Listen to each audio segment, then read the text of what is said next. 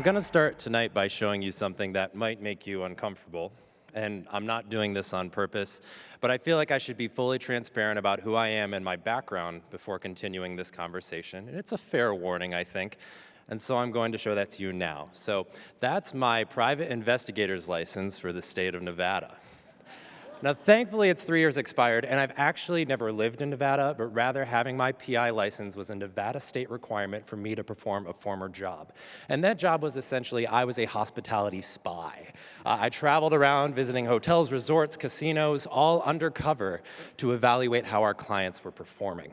Now, the way this job is described and the way it was presented to me was I was there to find out what was going wrong. I mean, I literally had a private investigator's license, and I don't think anyone's ever hired a PI and said, now listen, you've got to find out all the amazing things that this guy's been up to. So, I thought my job was to find employees doing things wrong so corrective measures could be put into place, but this all changed when I went to Wheeling, West Virginia. I had a 3-night assignment at Wheeling Island Gaming and Racing, which is this giant hotel casino Greyhound racing track place. And my favorite thing about Wheeling Island, as an aside, is they have a loyalty program, much like a lot of other hotels and casinos. It has tiers, and those tiers have names like you'd expect: yellow, gold, platinum, diamond. But then the top tier, and this is true, is called stealth, which is awesome. So I had a 3-night assignment. I drove my car from Bloomington, Indiana to Wheeling Island, and one of the things I had to do was assess their wake-up call service in the hotel room. And so my first morning, I received this call.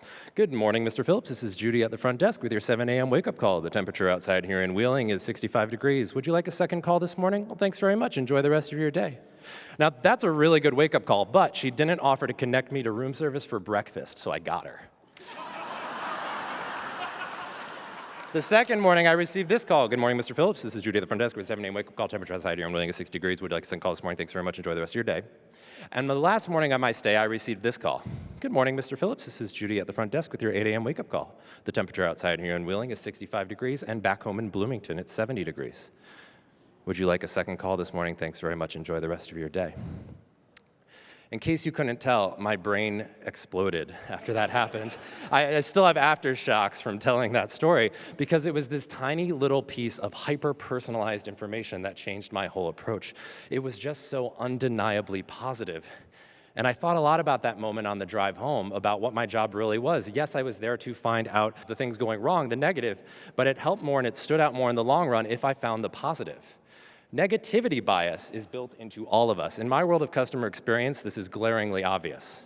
Customers who have a positive experience tell an average of 9 people. Customers who have a negative experience will tell an average of 16. Now, we can all actively combat this by changing our approach to one of the most powerful things that we all do, and that's telling stories.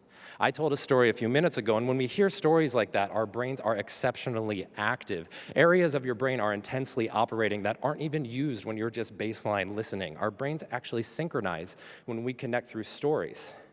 So because of negativity bias, we all have that amazing opportunity to stand out by telling positive stories. We expect negative. And so when we hear the positive, it's notable, especially through something as positive as storytelling.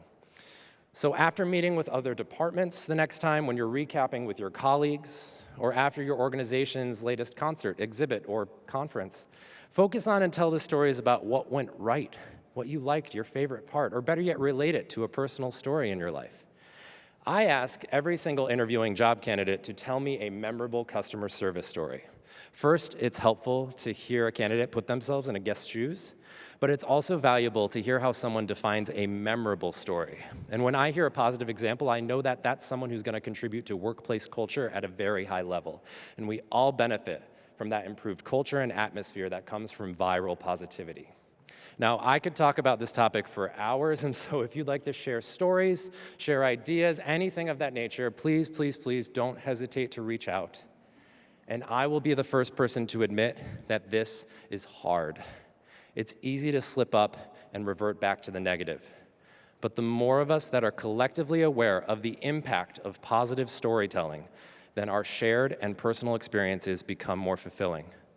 Just think about my wake-up call, or your own incredible stories, and be undeniably positive. Thank you.